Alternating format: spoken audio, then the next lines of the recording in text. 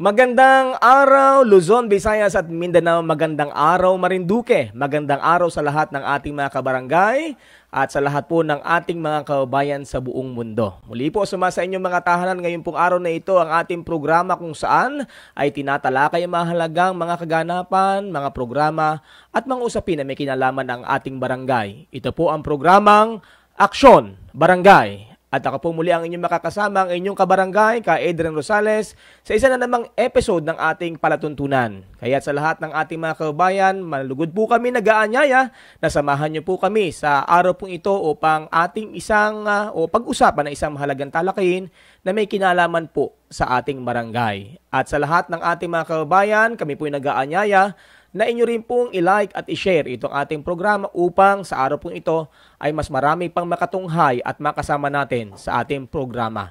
Sa araw pong ito, atin din pong binabati ang lahat ng ating mga kababayan na nanonood po sa ating Facebook Live sa Marinduque News Network, sa DJAR Media Online, sa MNN TV3, ganoon din po sa Marinduque News Community at iba't iba po nating mga Facebook page partner sa buong Marinduque. Ganoon din po napapanood po tayo ngayon live sa Lucky 7 Channel 3 sa mga bayan po ng Gasan, bayan po ng Buwak at bayan po ng Mugpog.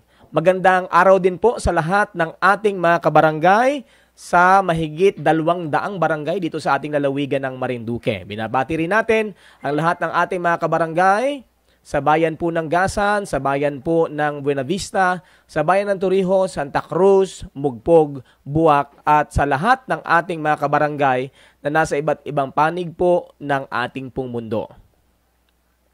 Ayan, at binabati rin natin lahat ng ating mga regular viewers at ganoon din ang lahat ng ating mga barangay official na lagi po nakatunghay po sa atin, lahat ng ating mga ex-officio diyan po sa bayan po ng Buena Vista, Kapitana Vito, sa bayan po ng Gasan, Kapitan James Lim, sa bayan po ng Buwak, Kapitana Donna Milaflor, sa bayan po ng Mugpog, si Kapitan Val, at ganoon din po sa bayan po ng Santa Cruz, si Kapitan D, at ganoon din po ang ating ex-officio na lalawigan sa bayan naman po ng Torrijos. Ayan, at ganoon din, binabati natin lahat ng mga SK na nanonood din po ngayon at lahat po ng ating mga volunteers sa ating pong mga barangay. At ngayon pong araw na ito ay ating pong pag-uusapan. Ito po ay napakalaking usapin po ngayon, hindi lamang sa ating lalawigan, hindi lamang sa ating mga barangay, kundi isang malaking usapin. Ang ating pong pinag-uusapan po ngayon dito po sa ating pong usapin na may kinalaman po sa basura. Ito po ay usapin sa hindi lamang sa atin pong lalawigan at mga barangay, kundi sa buong bansa. Kaya ito pong problemang ito ang atin pong nais po na pag-usapan. Ano nga po baga ang ating pong dapat gawin? Ano nga po baga ang mga solusyon na dapat po nating pagtulong-tulungan upang ito po kahit paano ay magkaroon po ng linaw kung paano nga ba susolusyonan itong problema natin sa solid waste. Kaya ngayon pong araw ito, minalapat po natin na makadaupang palad, makasama ang ating mga panauhin na may kinalaman sa mga gawaing ito, makatutulong upang masolusyonan itong problema sa basura, hindi lamang sa ating mga barangay, sa ating lalawigan, kundi sa buong bansa. At ngayon pong araw na ito, ating pong wine-welcome ang ating mga partners sa ating mga kabarangay mula po sa bayan po ng Gasan, dati pong kagawad ng Barangay Masiga, si Ginang Lolita Mahagway Natal, isa pong leader ng kababaihan, leader po at kasalukuyang presidente ng Kalipunan ng Kababaihan ng Marinduque, isa pong women's group na under po at umbrella po ng PRRM National o ng Philippine Rural Construction Movement, at ngayon po ay ating makakasama. Welcome to our program, Ginang Lolita Natal. Magandang araw po sa iyo. Magandang araw po. Ayan. At sana po ay, sa mga nakakakilala, daw po ulit, parang yung ating mic kanina ay mahina. Ayan, bati po ulit ang ating mga kababayan. Magandang araw po sa ating lahat. Ayan.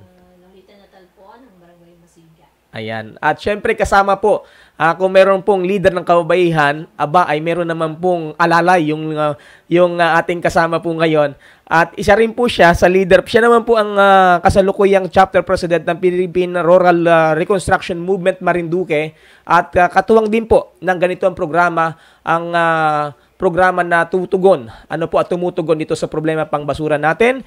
Si Ginoong Delphine Manuba Natal. Welcome to our program. Isang mapagpalang araw po sa inyo lahat. Ayan. At talagang magka-partner po ito.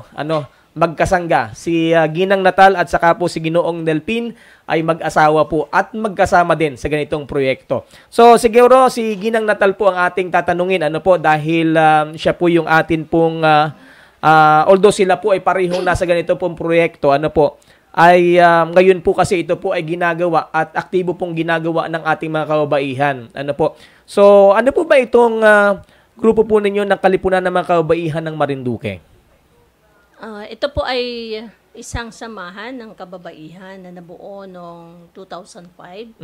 Pero nagpatuloy ito hanggang sa kasalukuyan dahil doon sa mga programa at mga proyekto na paminsan-minsan na ibinababa ng ating national organization ng PRRM at hindi naman ito provincial-wide sa kasalukuyan, although ito po ay supported naman ng lahat ng mga leader ng buong Marinduque. Opo. At ang tawagin na lang natin Tia Lulit, dahil siya po ay kamag-anak din po namin, at kabarangay. At Tia Lulit, ang tanong lang po natin, paano po naiugnay ang inyong grupo ng kababaihan dito sa pinag-uusapan natin na makatutulong sa problema laban po dito sa talagang malaking problema ng basura sa ating bansa at maging sa ating mga kabarangay? Alam niyo naman, ang kababaihan ang isa sa nangunguna, syempre, pag sa usapin ng basura sa ating mga tahanan. At dito nagsimula yung paano ba namin i-sinesegregate, paano ba namin sinusolusyonan yung mga usapin ng basura sa aming tahanan. At dahil naging malawak, malaking suliranin ang usapin ng basura sa ating tahanan, kahit saan naman, kahit sino naman na may tahanan, ay talagang problema ito. At bit-bit na ito hanggang sa sangguniang barangay, hanggang nabit-bit ang usapin sa sangguniang bayan, sangguniang panlalawigan, at ito ay nagkaroon na ng napakalawak na usapin na dapat ay solusyonan. At dito na nga pumasok yung proyekto. Ang proyektong Ang Bayang Walang Basura project na ito ay pinangungunahan naman ng aming national organization, ang PRRM, ang Philippine Rural Reconstruction Movement, at pinunduhan naman ng Coca-Cola Foundation Philippines. Napakaganda na nagsimula ito noong 2018 at sa tulong ng programa at mga budget, syempre. Kasi napakalaki ng usapin sa basura na dapat ay talagang may budget. Dapat laging iniisip na kapag nagpaplano ay may budget. At sa pagbaba ng proyektong ito sa sa probinsya ng Marinduque, kasabay ng ibang mga probinsya, ang 5 probinsya na kasabay namin nag-implement nito ay malaking hayhayin, malaking obligasyon, at napakalaking sularinin para makapagsimula nito. Kasi sa totoo, aminin natin na hindi naman ganun kaseryoso ang ating pamahalaan sa pag-implement. Siguro nga na hindi pa nila nakikita sa kasalukuyan dito sa atin sa Marinduque yung nakikita natin doon sa ibang mga probinsya or sa ibang Kamaynilaan, di pa natin nakikita. Pero dahil nga sa kasalukuyan ay nakikita natin yung paglobo at pagdami ng mga basura na pinoproblema na rin naman ng ating pamahalaan dito sa atin sa lalawigan ng Marinduque. Opo. At dahil nga ito ay malaking usapin, na sabi nga ni Jalulit ay malaki rin pala talaga ang maging part dito ng kababaihan. Kaya siguro kababaihan talaga ang napili din, ano, na maging part or counterpart itong project na ito ng Philippine Rural Construction Movement, Reconstruction Movement ng national, ano po. Kayo po ay kayo napili, ano po, na isa po sa maging katuwang. At ito po yung partnership between the Coca-Cola Foundation Philippines, ano po. So dahil nga yan, kaya mga nanay, ano po, yan, napakalaki talaga ng papel, hindi lang pambahay, ano. Mayroon talaga kayong papel maging dito sa pagsolve po nitong problemang ito, ano.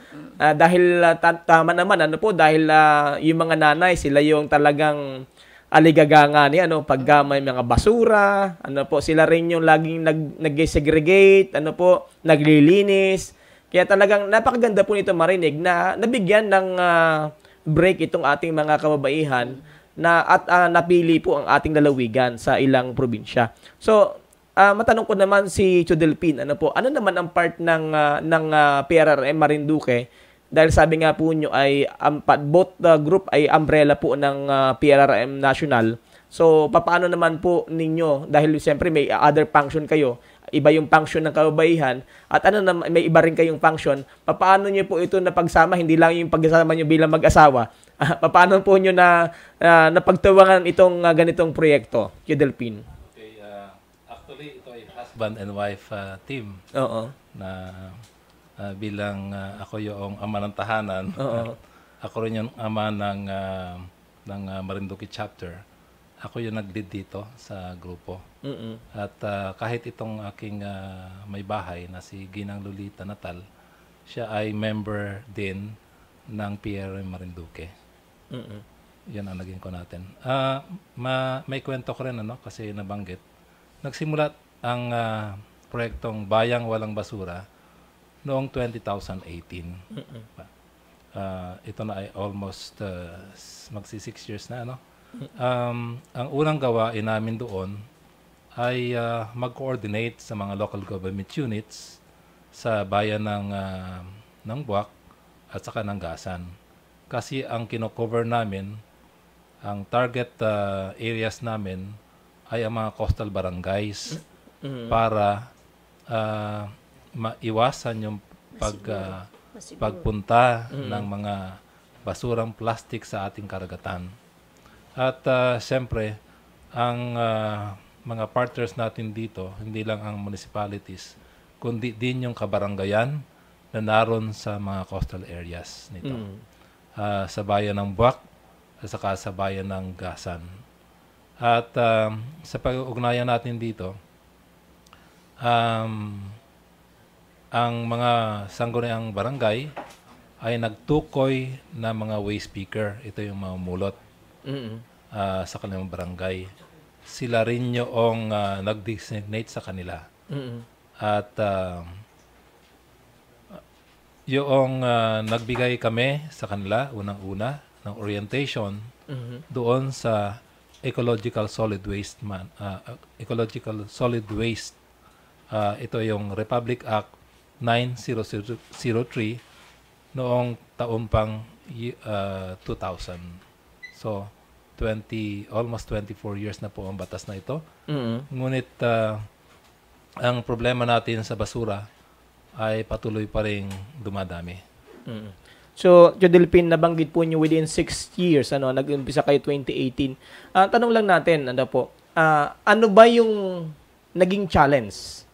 Dahil alam naman natin na may mga existing na batas. Sabi natin, almost 24 years na may batas. Pero paulit-ulit, ano po, na nagiging problema po talaga natin itong basura. Ano po, paulit-ulit, hindi lamang sa ating lalawigan. Kumbaga, sa ating lalawigan, ano po, pasintabi lang sa ating mga leaders din, ano.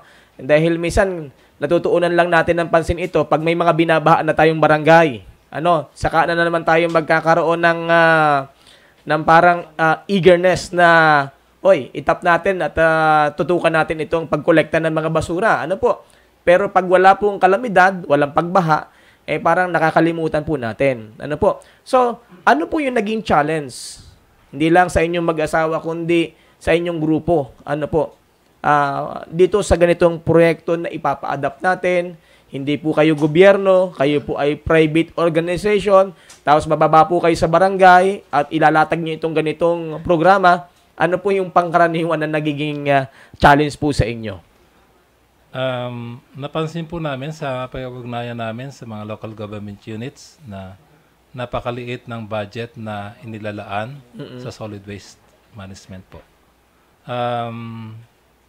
Kahit po yung nakita natin sa mga kabaranggayan, dahil maliit po yung kanilang budget, ay konti lang ang kanilang nailalaan. Kahit po sa ating municipalities, maliit din po ang inilalagay nilang budget dito. So, ang naging account po namin dito, naging role namin dito, ay doon sa collection ng waste sa kabaranggayan. Buhat po ng 2018 ay hanggang sa ngayon nakapagbigay po tayo sa ating mga aids ng nasa 40 piraso ng mga ang tawag dito kolong-kolong o yung pedicab units at mga iba pang mga gamit tulad ng kalaykay at mga PPEs para sila ay eco-bikes yung at mga PPEs para maging man lang na madali ang pagkokolekta ng mga solid waste natin. Okay. So, ibig sabihin po ay talagang nagiging problema po natin ito na gaya po ng nabanggit po ninyo hindi po agad-agad na kumbaga may implement mo dahil may kaakibat na pondo. May kaakibat na pondo at ito maaari talagang challenge ito dahil kayo nga ay private organization, pag inilapit mo ito, so naturalmente sasabihin sa inyo may pondo ba kayo? May pondo ba kayo dyan sa inyong project na yan at ilalapit nyo sa amin? Nangyari na ba ito sa inyo na parang challenge kayo na paano nyo magagawa yan? Ay maliit pala ang pondo ninyo. Nakaranas mo ba kayo yan, Chodelpin? Oo, naranasan natin to. Kasi yung pinakauna nating pondo ng 2018 ay 2 million lang. So, para sa siguro sa mga local chief executive, ay napakaliit na halaga lang ito. Pero para sa atin ng mga civil society organizations, ay malaki na ito at malaki na ang magagawa nito sa pamagitan ng yung i-maximize natin noong sa paggamit ng pondong natanggap nito. So, yun, isa talaga, naging problema pag pinag-usapan pondo. Sa side naman yung sa kababaihan, Chalulit, ano naman ang inyong naging problema? Siyempre, sasabihin ng mga nanay, ay parang wala na kaming time dyan at busy kami sa aming gawaing bahay, siguro kung yan ay kukolektahan lang para event at mayroong nag-ano dito, mayroong nangungulekta ay walang problema. Ano naman yung naging challenge sa inyo? Challenge mo sa amin kasi, bali ang kailangan muna namin kasing gawin doon sa programa. Doon sa programa ay i-connect ito talaga sa sangguniang panlalawigan, sangguniang bayan, sangguniang barangay. At isa sa pinakamahirap na makipag-ugnayan sa sangguniang barangay. Kasi sila yung mga taong halo-halo din naman talaga ang mga gawain. At hindi talaga nakapokus yung kanilang mga trabaho, gawain, or mga intensyon na mapaayos yung usapin ng solid waste management. Dito yung challenge na ito sa mga household, magkaroon man ng ganitong proyekto, kung ang barangay ay walang koleksyon ng basura sa bawat tahanan, isa sa pinakamahirap yun. Kasi habang hindi mo pa na itatanim sa isip ng ating mga kababaihan, na lahat ng kababaihan na mag-segregate kayo upang kung sakaling may mga kolektor o mag-collect ng lahat ng mga basurang ito ay mainam na nakasegregate na ito. At hindi ganun kadali. Napakahirap ipasok sa isip o itanim sa isip ng ating mga mamamayan yung tamang pamamahala ng basura sa loob ng tahanan. Although ito ay mabanggit ko na rin doon sa mga programa na inilulunsad namin dati pa, kapag nagkakaroon ng mga orientation ang MASEC. Kasi naroon din ako sa MASEC. Pero kung sakaling sa bawat gawain at challenge talaga sa amin ay yung namamahala sa barangay. Kami ang one time meron kaming dinaluhan na pagpupulong. Sinasabi sa amin bakit daw hindi namin kinukolekta ang mga basura na napupulot nila or yung mga kahit sa pet bottle. Pero malinaw sa aming agreement doon sa barangay na hindi namin ito obligasyon. Ang gawain ng ating EcoAid na pinili din naman nila ay kolektahin ang kanilang mga kalakal o anumang makukuha sa kanilang kapaligiran, sa kanilang mga barangay, at ipunin sa kanilang MRF. Pero hindi yun aming gawain na kunin. Ibig sabihin, na ipabatid namin din sa kanila na ang gawain ito ay gawain ng ating pamahalaan. Sila, sa pangunguna nila ay mangolekta ng lahat ng mga kalakal o basura na ito at itulak sa ating sangguniang bayan upang mas lubos na maipatupad nga ng maayos yung solid waste management. Challenge ito kasi hindi naman talaga sila nakakapag-alat ng malaking halaga para may mangolekta. Isa sa pinakamalaking problema na nakita ko nung council meeting namin diyan sa probinsya sa Sangguniang Panlalawigan kasi meron siyang Solid Waste Management Council at isa tayo doon sa umuupo, ay ayon sa kanila, una nilang problema talaga ay wala silang panghakot na truck. Yan, isa yan sa nakakatawa yun para sa amin. Bakit? Kasi kung sasabihin lang nila na walang pangkolekta, pero madali nilang gawa ng paraan yun. Kasi may pondo naman sila. Pangalawa, mga tao daw nagagawa. Madali din naman nilang gawan yun. Ang dami-daming tao na pwede nating planuhin para gumawa.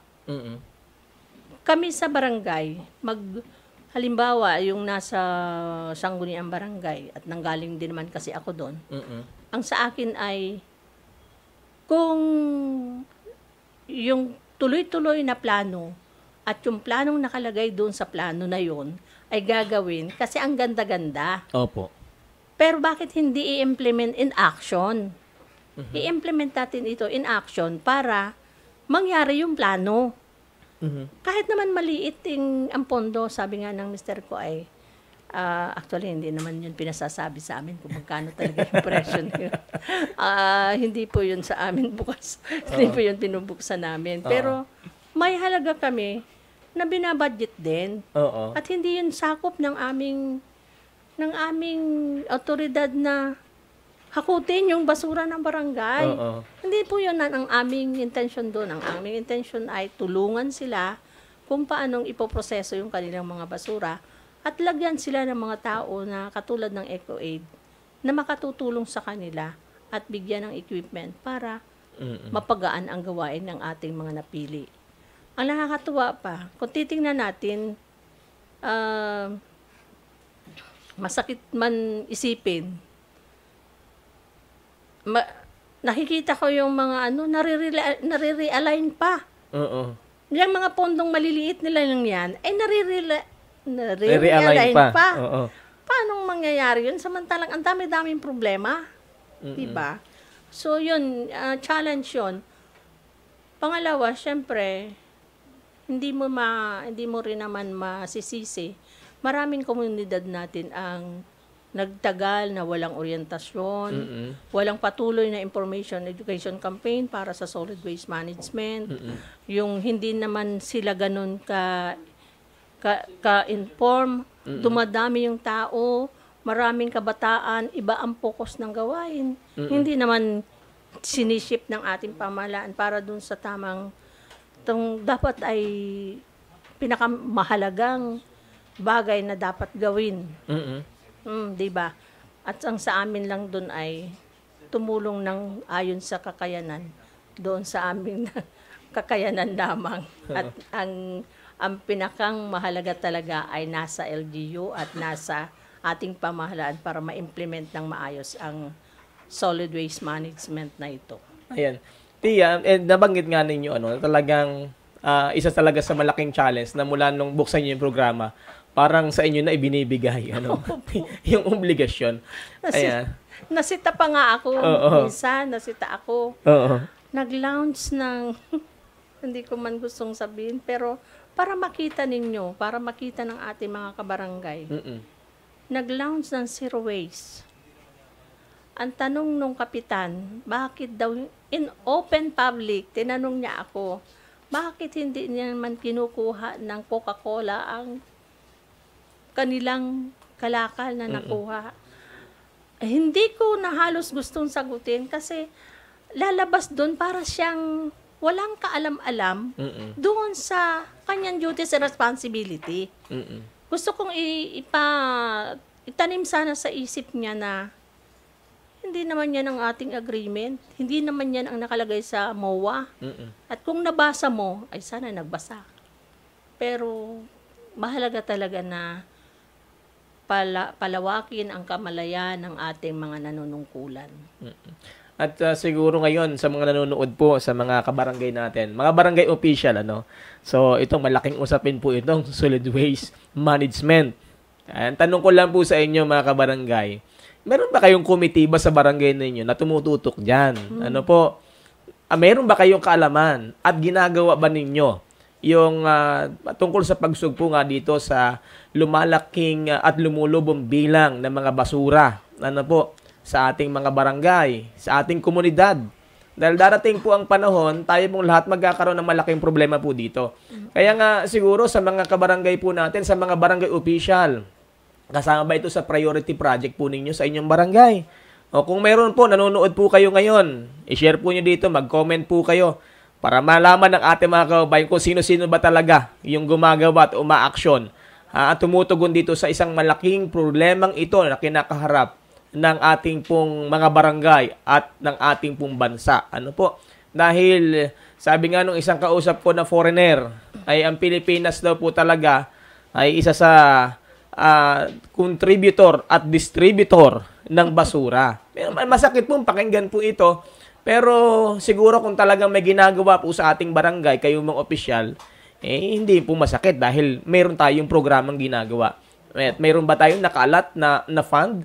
Kasi po, gaya po ng binabanggit ni Chalolit, sila po'y katuwang lamang. Dahil may existing na batas na, 24 years na nga yung law sabi ni Chudelpin, ang kinakailangan natin talaga yung strict implementation. Hindi naman kinakailangan ng ganung kalaking pondo. Bakit itong grupong ito? Hindi naman kalakihan ang pondo. Although confidential nga sana. Pero dahil nabanggit nga, dahil nung una, parang tinatawaran yung kanilang pondo. Papaano nga naman, unlike doon sa mga development project na million at billion, para ma-implement, ay ito napakaliit na halaga. Kaya doon nanonood po ng mga barangay official natin, kung kayo may ginagawa po ng mga solution po dito, pwede po kayong mag-comment. At yung mga nanonood din nating kabarangay, kung yung mga barangay ninyo, may nakikita kayong mga nagkalat na basura dyan, pitikan po ninyo, bidyuhan ninyo at ipadala nyo sa atin at itatap natin yan. Ayan. At siguro lang din, bago kumigyan ulit ng pagkakataon nitong ating mga panauhin, ako po totoo pong nadidismaya dahil nga po, mayroon tayong batas dito sa solid waste management. Di ba? Karamihan, ewan ko, kung di kayo mag-a-agree sa akin, naguguluhan na din po ako Dahil nung mga nakaraang mga taon, pinagbabawal ang paggamit ng plastic sa palengke, sa tiangge. Abay, nung magbago ang mayor, magbago ang local executive, magbago ang pangulo, parang wala na naman. Meron ba talaga tayong political will? Meron ba talaga tayong plano sa ating pong pagsugpo dito sa malaking problemang ito? Or, nakakalimutan na po ninyo pag nagbago na yung nakaupo. O naaalala lang ninyo pag may kalamidad na naman, at sasabihin yung epekto ng climate change dahil sa hindi natin pagiging responsable sa ating mga barangay. Jodelpin, gusto ko pong marinig din, ano po ba yung ginagawa ninyo na paraan? Ano ba yung information drive? At ano po ba talaga yung function na ginagawa nyo? Kasi medyo, sabi nga, sabi ng Chalulit, maraming hindi nakakaintindi, dahil akala ay kayo ang taga-kolekta, kayo na ngayon ang garbage collector, dahil kayo yung may project na binabanggit. Ano ba talaga yung proyekto para maintindihan kung ano yung function po ninyo dito sa programang Pamayan ng Walang Basura na with the partnership ng Coca-Cola Foundation Philippines at saka po ng PRRM na ngayon ay inilalapit naman natin sa ating komunidad, sa ating mga barangay. Okay. Yun pong dito. Sorry, medyo na-blanco ako. Solid Waste Management Program. Yan ginagawa natin. Paki-ulit daw yung kasi, sorry ha. Pati si Jodelpin ay medyo Ako nasasagot. Sige. Sige, nasasagot. si Chalulit. Kasi para po sa kabatiran ng ating mga kababayan, talagang pinilit lang natin din itong mag-asawang ito. Dahil sila po ay kagagaling din lang ng Maynila, pagkatapos po ay umikot po naman sila sa mga barangay para i-donate yung mga tri-bike na tutulong Makipag-ugnayan muna kami. Kasi nakikipag-ugnayan muna kayo. Meron kaming distribution uli ng mga tri-bike. Waste bin at saka mga mini MRF na aming pinapa-fabricate ngayon. At hopefully within 2 weeks time ay aming i-distribute sa ating mga partner barangays. Nire-ready lang natin to, no? Pasensya na po kasi talagang hindi naman ako na-stress kasi I enjoy my work. Yes. Kaya lang talagang mapagod dahil siguro I'm ready going 64 years old. Pero sabi ko hanggat kaya ko ay gagawin ko kung ano man gagawa ko. So, for the meantime, yung wife ko ay sasagot. Ang tanong Maya na lang ako. kanina ay ano ba talaga ang yung function na ginagawa project na ito? Una, ang function ng project na ito ay syempre yung orientation. Magbigay ng malawakang orientation tungkol sa solid waste management. Pangalawa, bago natin naman magawa yun, noong unang 2018 ay kinonect natin lahat ito sa ating mga barangay. At pinapili natin sila ng kanilang magiging eco-aid. Yang eco-aid na yan ay kanilang pinili upang makatulong sa kanilang barangay. Ano po ba yung function ng eco-aid? Ang function ng eco-aid ay tulungan ang sangguniang barangay na mag-implement ng solid waste management sa kanilang barangay. Maging collector ng mga PET bottles, maging tagapaglinis. Mostly, sa tulong nila ay pinupulot na nga nila yung mga plastic or mga food wrappers sa barangay road. At yun ay napakalaking tulong sa ating barangay kung sakaling magiging malinis nga yung kanilang kabaranggayan. Pangalawa, sa tulong din ng project na ito, binigyan din nga natin sila ng mga PPEs upang maiayos natin, handa natin yung health ng ating mga napili nilang eco-aid. Binigyan natin ng orientation ang ating lahat ng eco-aid kasama yung sangguniang barangay chairman at Committee on Health and Environment. Binigyan natin sila niyan upang maging bukas din naman. Kasi alam naman natin, may ginagawa naman na orientation ang ating pamahalaan sa mga nanunungkulan sa barangay. Pero syempre, hindi naman lahat yon ay nabibigyan. And siguro, sana nga hilingin natin sa kanila na kapag may mga training na ganoon, na ibababa para mas marami silang makakaunawa at marami silang magiging katuwang doon sa wastong pamamahala ng basura. Kasi mostly hindi nga nakakababa sa mas maraming tao o para maimpormasyon yung impormasyon na ito ay maibaba, ano. Mm-mm. Tapos, tuloy-tuloy po tayo. Ginawa natin ang paraan ng panahon ng pandemic. Binigyan natin sila ng tamang karagdagang mga PPEs Mm-mm. para hindi po sila maging may lagay sa panganib Mm-mm. ng ating mga EcoAid. Alam naman natin, sa pagpili ng mga barangay captain, hindi ganun kadali din ang pumili ng mga EcoAid. Mm-mm. Kasi hindi siya, tingin ng mga tao, ang EcoAid o kaya ay tagapulot ng basura, isang napakababang pagtingin sa mga tao. Kaya minsan, ang pinipili nila ay yung minsan nga, ang dami doon, yung meron doon na hindi man marunong magsulat, hindi may talagang as in, makikita mo, maraming kakulangan. Pero, makikita mo naman, nung tinuruan namin sila, marunong na sila, alam nila na kailangan gawin. Kasi kung kailangan itanim sa puso nung mga tao na ito, ng EcoAid na ito na, bakit natin ito ginagawa upang makatulong tayo sa ating barangay, upang matulungan natin ang ating lalawigan para maging malinis at hindi tayo mapuno ng basura ang karagatan. Alam na po nila yun. Chalulit, ang tanong ko lang po ganito, paano po nasusustain yung, kasi siyempre may kaakibat na honorarium or income supposed to be, para magtuloy-tuloy yung project dahil hindi naman kalakihan talaga yung pondo ninyo. And siguro nga, nag-alat lang talaga din ang Coca-Cola Foundation Philippines para may mapasimulan, ang tanong ko muna una ay, ano po ba yung ambag ng Coca-Cola Philippines para masustain itong project? Mayroon bang honorarium or saan ba nyo kinukuha para magpatuloy itong project? Kasi medyo challenge doon ba sa pinagbentahan nila? Isa ba sa pinagagalingan ng honorarium nitong mga EcoAid ninyo? Gusto nating malinawan para at least doon sa mga nanonood nating mga kabarangay, baka iniisip nila ay another obligation ng barangay. Yung honorarium nitong mga EcoAid natin. Pwede pong pakisagot. Actually, ang atin pong mga EcoAid ay hindi po yan sweldohan. Yun. Wala pong sahod ang mga yan. Ang ibinigay lang po natin sa kanila ay kagamitan. Kagamitan na pwede nilang gamitin upang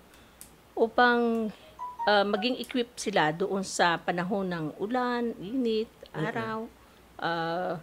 May mga panahon nga ng pandemic, yan, ginawa natin yan. Mapadali nga yung kanilang gawain sa pamamagitan ng EcoBikes. Ang programa kasi na ito, sa tulong ng PRRM, ay gumawa ng konsepto po para hindi siya basta parang binigyan mo lang ng ganyan and then tapos na. Kailangan nating maintindihan na hindi siya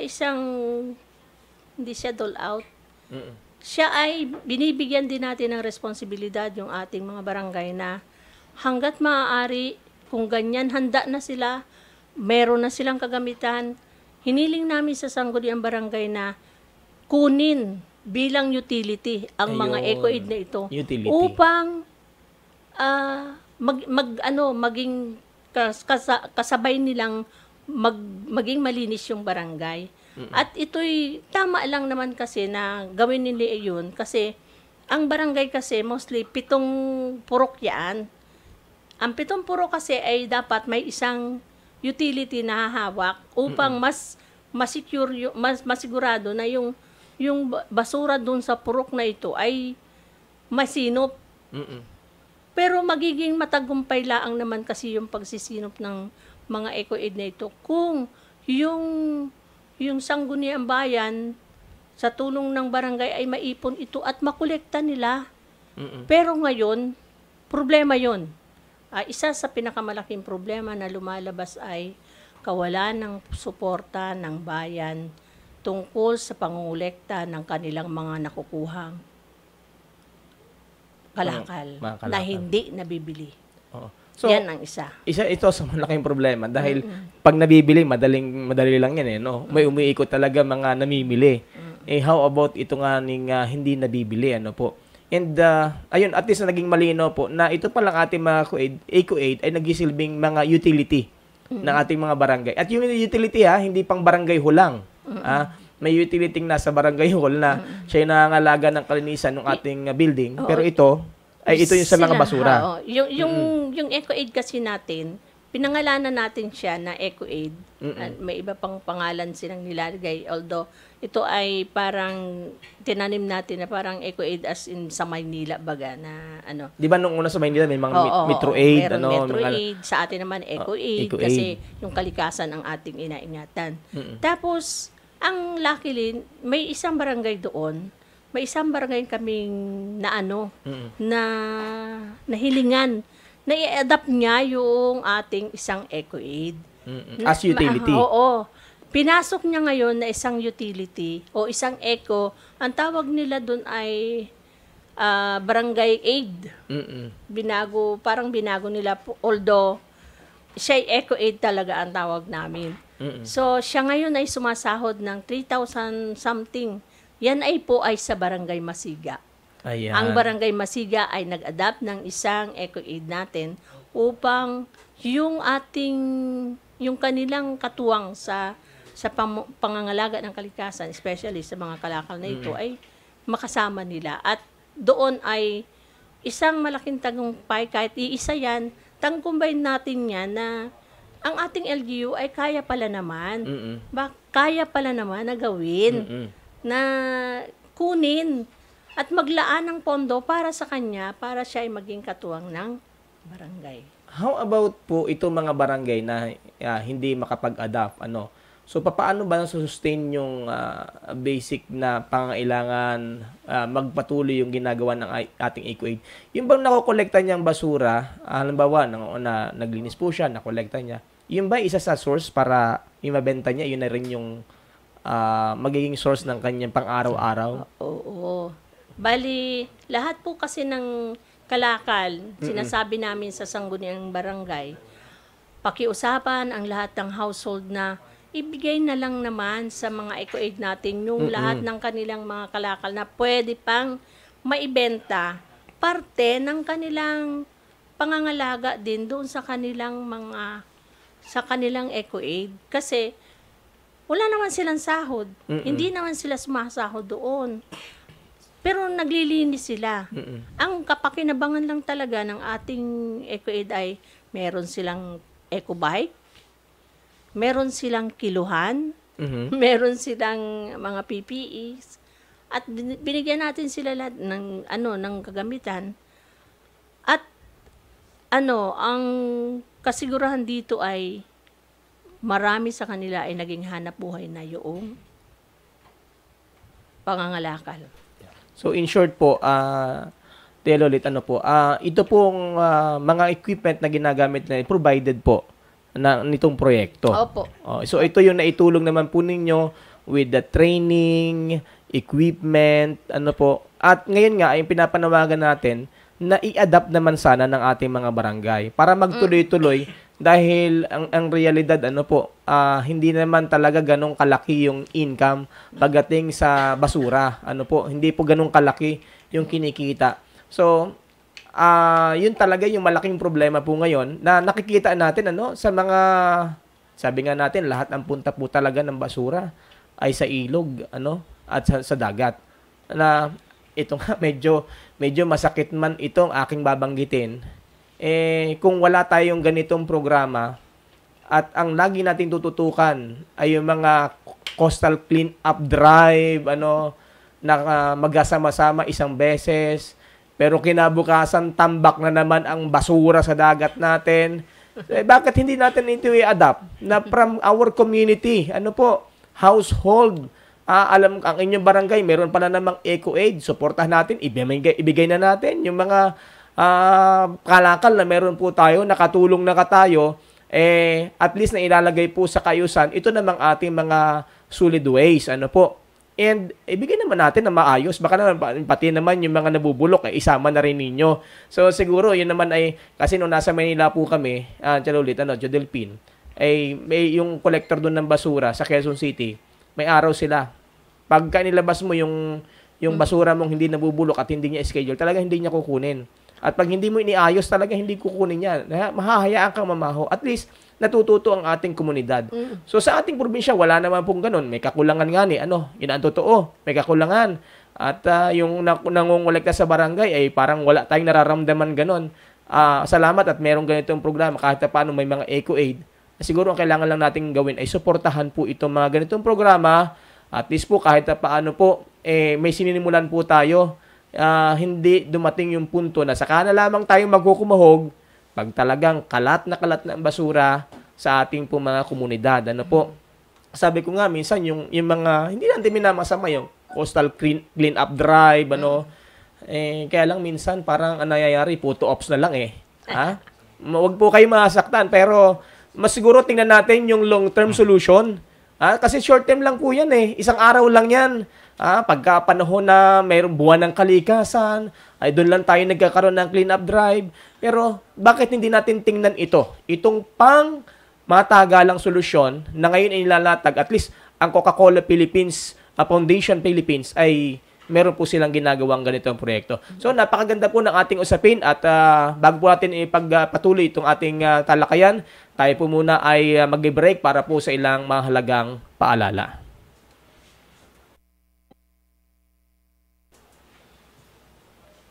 May nilagay ko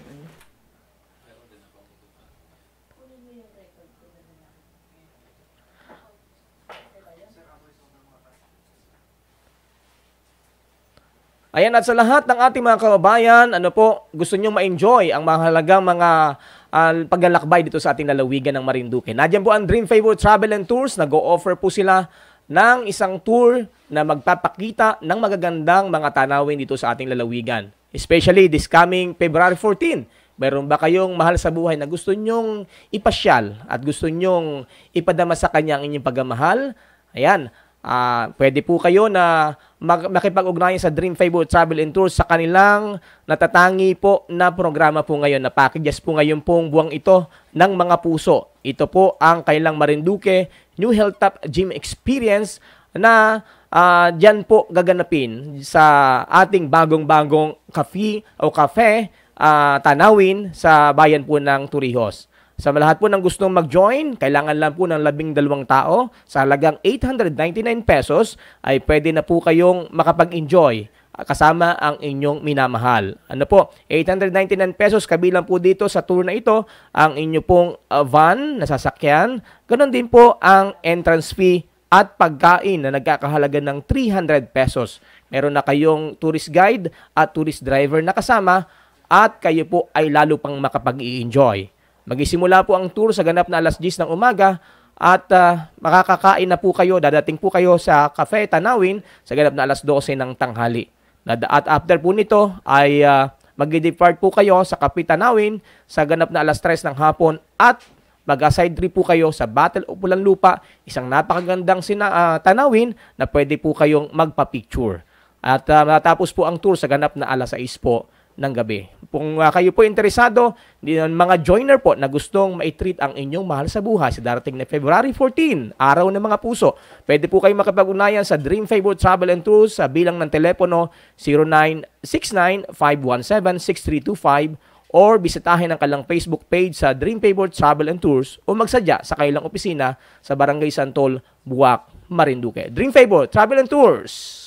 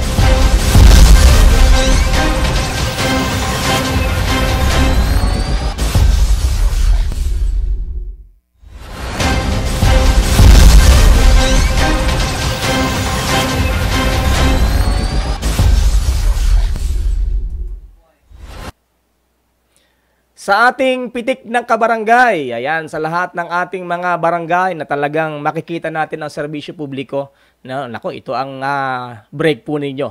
Ayan, at sa lahat ng ating mga kababayan din na may mga gusto po kayong batiin, pasalamatan, or bigyan po ng pansin. Pwede po kayo magpadala ng inyong larawan o ng inyong video.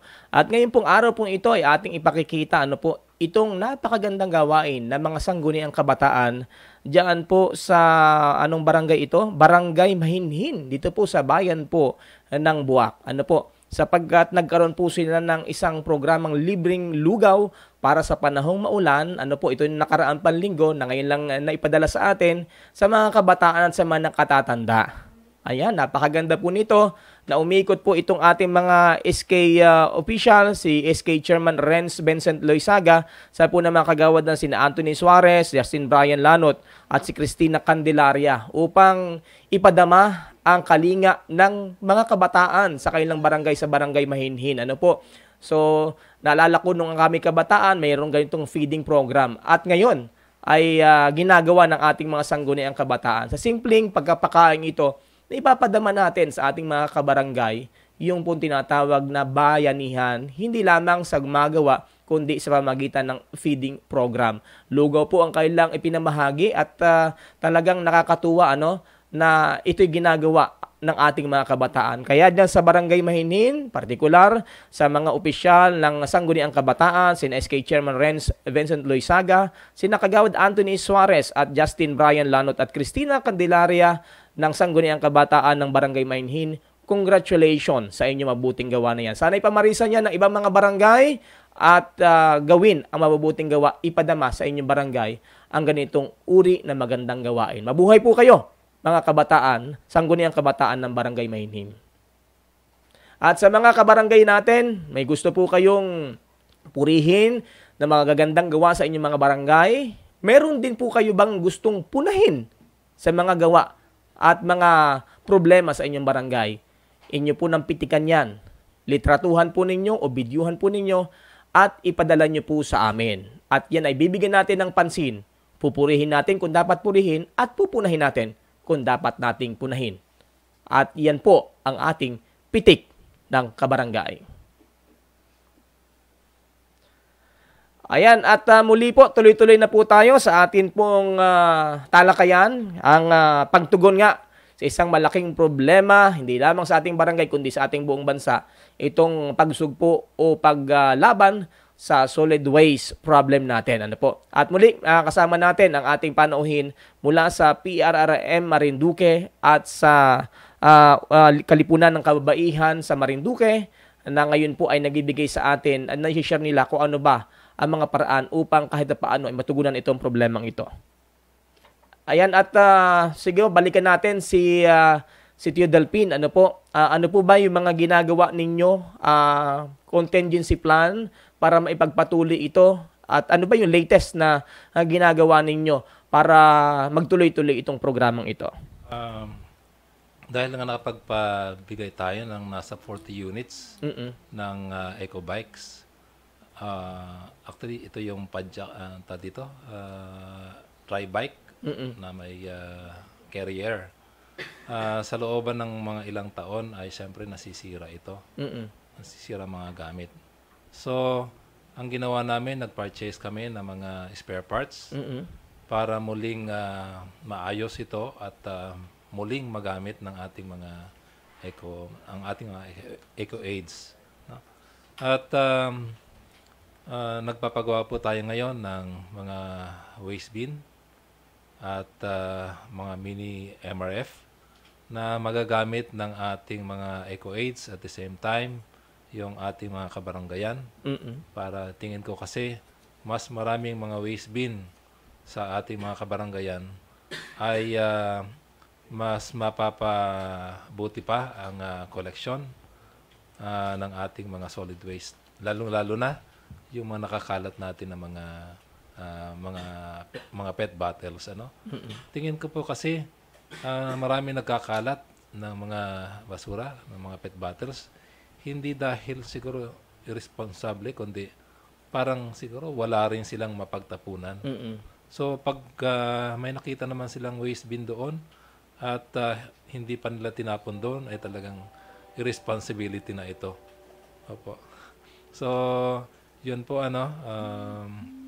within 2 weeks time po siguro, magkakaroon kami ng distribution ng mga waste bin ulit. Tio Delpin, matanong ko din lang, kasi nga yung mga kalakal na nabebenta, na nadadala ng ating mga eco-aid para pagkakitaan, how about yung mga basura na hindi po nabibili, walang presyo? Ano po ba ang nangyayari po dito at paano po ito kumbaga naiimbako, saan ba ito talaga dinadala? Bali po kasi ang natin, mabalikan natin kanina, ano ba yung sustainability nito, kung mayroon bang bayad yung mga eco-waste natin. Actually, maswerte yung iba na nakuha na sila ng kanilang mga barangay bilang utility. Ngunit yung iba ay hindi sila na-accommodate sa sangguniang barangay. Pero ang mismong konsuelo ng ating mga eco-aids ay libre yung mga binigay nating mga gamit. At yung mga nakukuha nila ng mga scrap, mga recyclables, ay naikokonekta ito sa mga junk shops. At kumikita sila dito. Gusto namin i-congratulate yung ilang mga eco-aids natin na kinarir na yung pangolekta ng mga solid waste at kumikita na sila. At nakakatuwa ito kasi lagi nating naririnig, may pera sa basura at totoo po yun. At dahil dito, napag-aral nila yung kanilang mga anak, nakabili sila ng mga kagamitan sa bahay at iba pang mga pinapakinabangan na nila. So, doon po sa mga hindi nga po napapakinabangan dahil nababanggit mo niya na nako-convert nga into money, may pera sa basura. Paano po itong mga hindi naman po nabibili? Malaking problema po kasi yung tinatawag nating residual waste na hindi na-recycle. Bali po, meron pong ilang mga NGOs din na nagagamit ito sa pamagitan ng parang recycling din na dinudurog ito, hinahalo sa semento upang gawing eco bricks. Meron na po, may mga napuntahan na rin ako na mga lugar na gumagawa nito. At nanawagan din po ako sa ating mga local government units, sa ating mga chief local chief executive, at sa mga sanggunian na pakifokusan ito, gawin nating priority project ang solid waste management. Kung hindi po natin gagawin ito, patuloy na lalala ang problema natin sa basura. At yung nga po, actually, nanawagan po tayo sa kanila. Gawan po natin ito ng priority at programa. At the same time, bumuha po tayo ng project proposals para ikuha natin ito. Ikuha natin itong mga national government agencies natin, katulad ng DNR, na may pondo dito para sa solid waste management. At sa isang linggo po, ay kuha na po tayo, meron na po tayong budget hearing na kung saan mga national government agencies sa Memoropa, ganon din, tingin ko, synchronize ito, national. Meron tayong budget hearing next week. At hindi pa naman huli na ihabol ang ating proyekto para sa solid waste management. At ito naman ay isang proseso na madali. Kasi nung isang taon nga, may naihabol yung ating ilang government, yung ilang natin na local government units na ating inaprubahan doon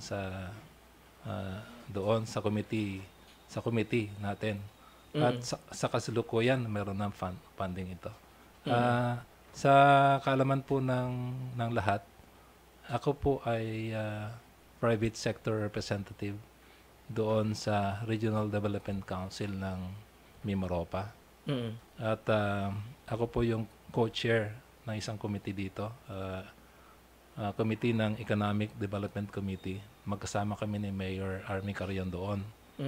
At nagtutulong-tulong po tayo para paunlarin ang ating bayan, ang ating probinsya.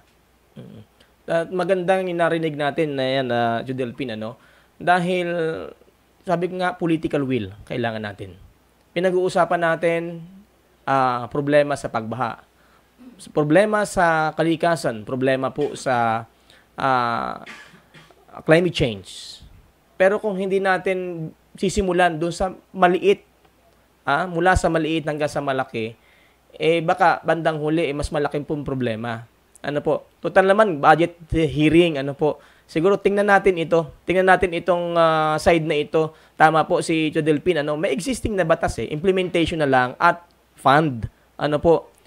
Even the barangay, isama natin ito sa priority na project natin this year. Hindi po yung para tayong ningas kugon, masakit man pong pakinggan po ito.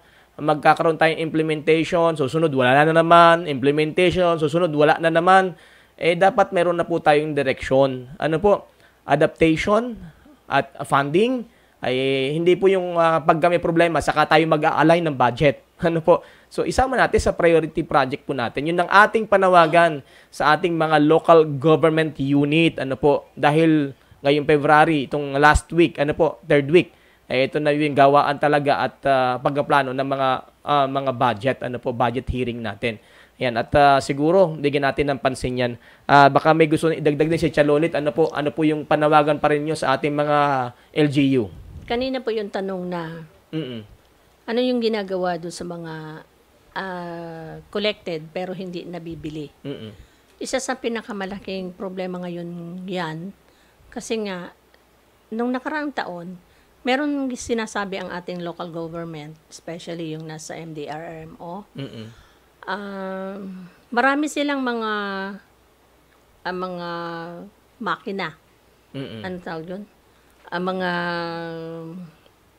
panggiling, marami silang mga kagamitan na pwedeng gamitin, pero marami rin silang sinasabi na hindi operational.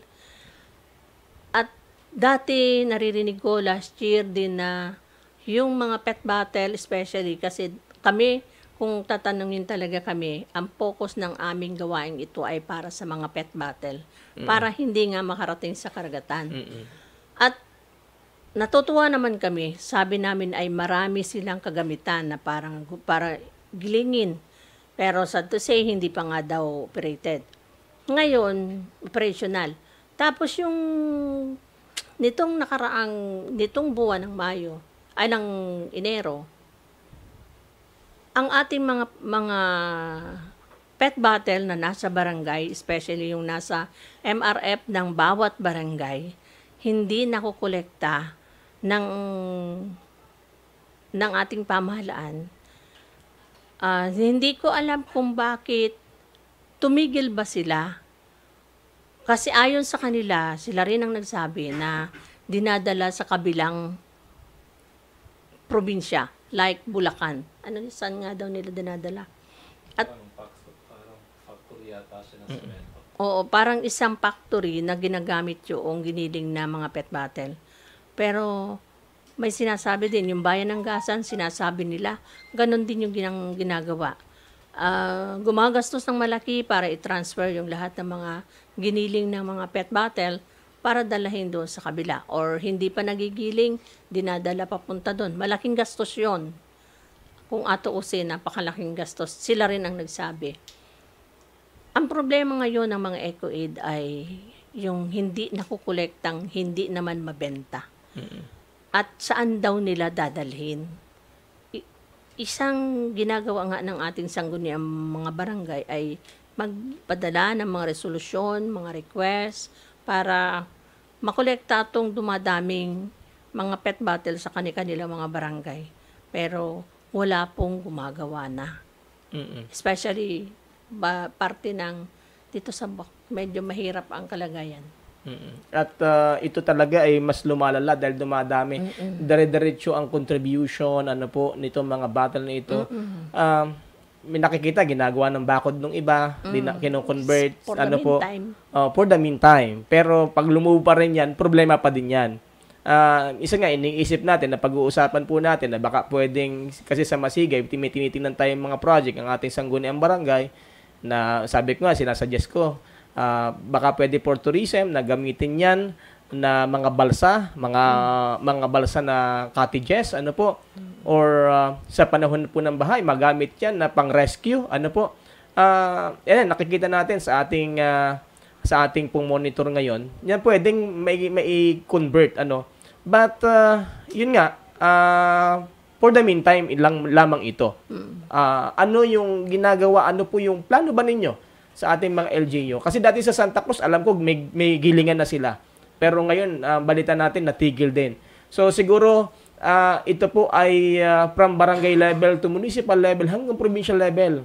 PDRRMO, Kuya John Fernandez, ano po ang inyo pong masasabi po dito? Ang ating Liga ng mga Barangay, dahil kayo po yung pong nadyadyaan, DILG, ano po ba ang inyong mandato regarding dito? Ang ating DENR, Ma'am Amy Diaz, ano po ba ang inyong mandato tungkol po dito?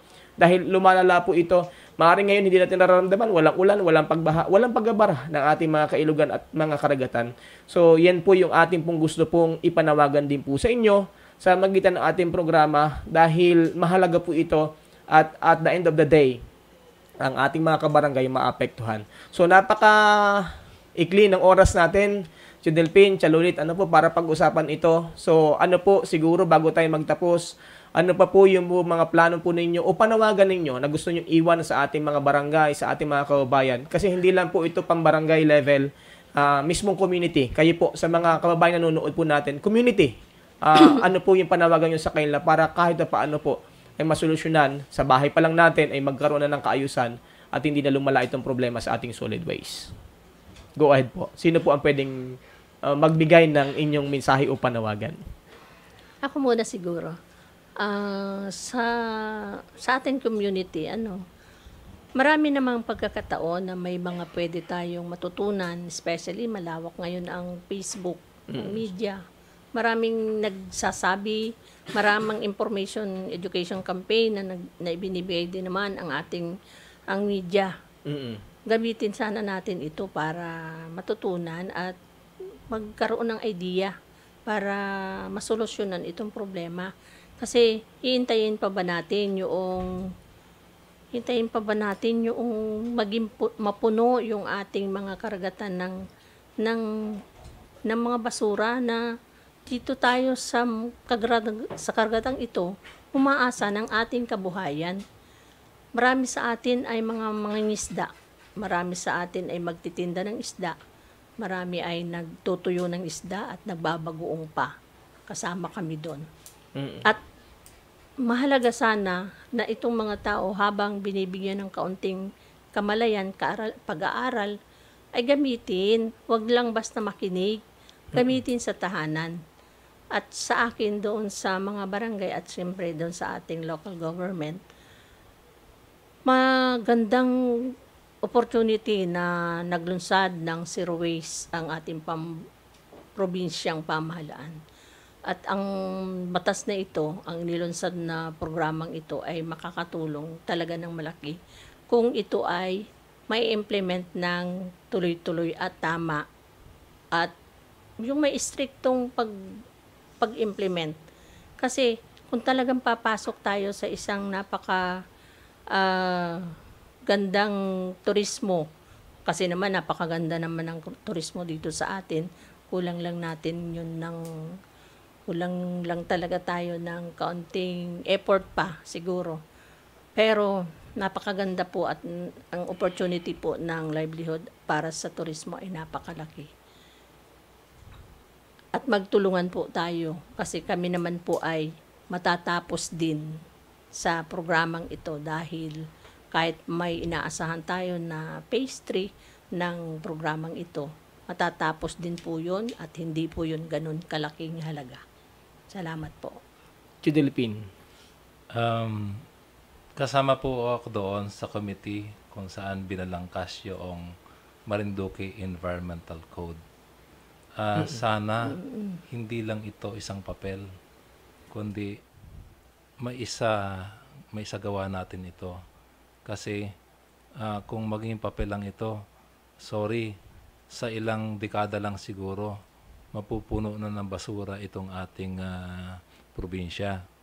Lalong-lalo na ang trust ng provincial government at ng mga LGUs natin ay ang ecotourism industry ng Marinduque. So, importante yung isang malinis at malusog na kapaligiran. So, sama-sama po tayo, nanawagan po kami, sama-sama po tayong pagtulungan natin na manatiling malusog at malinis ang ating kapamayanan at ang buo nating probinsya. Salamat po.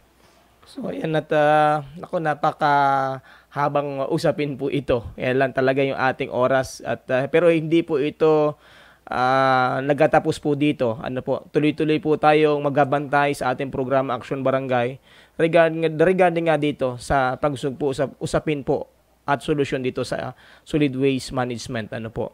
At kami po ay sa Marinduque News Network ay asahan po niyo na mag-a-update ano. Hihingi po tayo din update Chalolit. Kaya hahabol ko lang at maging iiwan natin itong ganitong usapin. Kasi meron kaming report na monthly. At sa report ng January ay may 14 kaming EcoAid na nag-report ng ganito. Ang ating mga pet bottle na nakuha ay 276 kilos. 14 EcoAid lang yan. At yan ay hindi ganoon kasigsig ang pangungulekta. Ay ano pa, kung itong buong Marinduque or bayan ng Gasan, Buwak at Buenavista ay makikita mo ang tunay na record noong pet bottle na to. Napakalaking volume nito pala. Ayan. So talagang malaki. Ito po ilang barangay lang, Chalolit? 14 barangay. sa bayan ng Gasan. Bayan lang po ng Gason. Ilang kilo? Ilang kilo po ito? 276. My God. Nung nakaraang September, November, 702 kilos. Noong December, Noong December, 490.5 kilos. Isipin nyo po, nagra-round ito lamang sa 10 hanggang 14 na EcoAid yung nakakapag-report sa amin. Yun lang yun. Napakalaking volume niyan. Kung yan ay hindi natin makukolekta. At kung makukolekta natin yung lahat ng record na yan, nasa na kaya yung iba niyan? Ayan. So medyo nakaka-alarma po ito ano. Bago tayo magtapos, siguro maaaring sasabihin ng ating mga kababayan na para walang basura, walang gumawa ng plastic. Walang gumawa ng mga pet bottles ano. Pero yung usapin po na yan ay pang-nasyonal sa ating national executive at iba pang matataas na opisyal. At sa atin lang po sa ating programa, dito sa ating komunidad, sa ating mga barangay, ano ang magagawa natin sa ating LGU. Dahil naandyan na po yan, mahaba-habang batas o implementasyon ang kailangan natin gawin para ipatigil kung talagang ipatitigil. Pero sa atin po, solusyon sana dito sa atin, sa ating komunidad, sa ating mga barangay at sa ating LGU, ang ating pong gusto pong nakita po ngayon in our small capacity sa ating komunidad, at least meron po tayong ginagawa. Thank you po sa pagkakataon, Delphine, Chalolit, at siguro sa mga susunod, hihingi po kami ng update, ano na ba ang nangyayari sa programang ito, at ano pa po ba yung mga nadagdag pa na mga programa dito sa Amayan ng Walang Basura Project ng PLRRM at ganun din ng Kapisanan ng Kababaihan sa Marinduque at ng Coca-Cola Philippines Incorporated. Chalolit, panghuli po natin. Siguro ay ang pinakanghuli namin ay openly, nagpasalamat talaga kami sa PRRM at lalo tigit din sa Coca-Cola Foundation Philippines. Kasi kung wala itong ganitong mga programa ay hindi natin makikita na talaga palang kailangan na tayong maging aware doon sa tamang pamamahala ng basura. At nananawagan siyempre kami na sana narito pa naman kami, handa pa naman kami tumulong at nag-aantay ng mga programa, ng mga proyekto na pwedeng maging makatulong dito sa ganitong klase ng mga proyekto. At sana may mga ahensya ng gobyerno, may magtiwala upang magpatuloy. Kasi kung 3 bayan pa lang yung nako-cover natin at may 3 bayan pang natitira, sa 6 na bayan mas marami tayong pwedeng pang gawin at trabahuhin. At hindi lang ganito kalaking datos ang makukuha pa natin. So, ayan po, nako, ang sarap po ng usaping ito na pag-usapan. Although medyo may mga side na parang nakakadismaya na at nakakalungkot na ganito pala kalaki itong problema talagang ito ng ating solid waste management. So, yun lang po at again sa mga kababayan natin na nanonood, pwede po kayo magbigay ng mga mensahe na inyong gustong ibahagi o mga katanungan at ipapaabot po natin sa kinaukulan. At narito naman po ang PRRM Marinduque at ang kalipunan ng mga kababaihan ng Marinduque. At part pala nito ng PRRM ang ating Vice Governor Lynn Angeles, and isa po siya sa Board of Directors. Siya po ang chairman. Chairman ng board at kaya pala lagi nakikita natin ang ating Vice Governor. Ayan, siguro tingnan natin ito na isa sa malaki talagang problema na dapat nating kaharapin at solusyonan. Ayan. At muli po, maraming salamat again sa inyo po mag-asawa sa pagkakataon na pinagkaloob ninyo na alam kong busy po kayo pero nagbigay po kayo ng panahon. Baka may gusto po kayong batiin bago tayo magtapos. Lulit. Siyempre, ang aming funding agency, salamat at sana'y magpatuloy tayo sa ganitong gawain. Especially yung PRRM na talaga namang hindi tumigil sa loob ng 70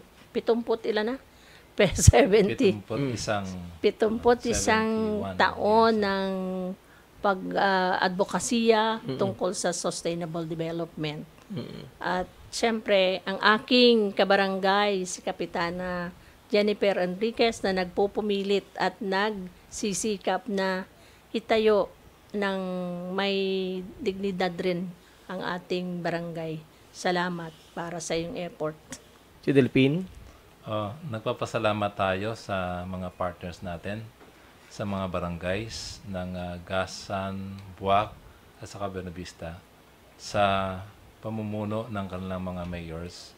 Mayor Armer Carrion na ating kasama sa Regional Development Council. Ganon din si Mayor Rolando Tolentino, kasama din natin siya. At sa bayan ng Buenavista, si Mayor Bong Siena. At mga barangay. At mga barangays. Marami po tayong mga challenges na nahaharapin. So, sama-sama po tayo na magtulungan upang ang mga issues and concerns ng ating pamayanan ay ating sama-samang tugunan. Maraming salamat po. At maraming salamat po sa pagkakataong ito at muli po sa ating mga kababayan, kabarangay, makiisa po tayo dahil ang problemang ito ay problemang pangkalikasan at problema nating lahat sa darating na mga panahon. Again, maraming salamat sa ating mga kabarangay. Manatili pong lagi sumabaybay sa ating programa. May kinalaman ng ating barangay. At sa lahat ng ating mga kabarangay, kung wala po tayong aksyon, wala rin maging successful na barangay sa ating komunidad. Ako po muli ang inyong nakasama, ang inyong host, Ka Adrian Rosales, at ito po ang programang Aksyon Barangay. Hanggang sa susunod, muli po tayo magsama-sama. Mabuhay po kayo, aming mga kabarangay. Magandang araw.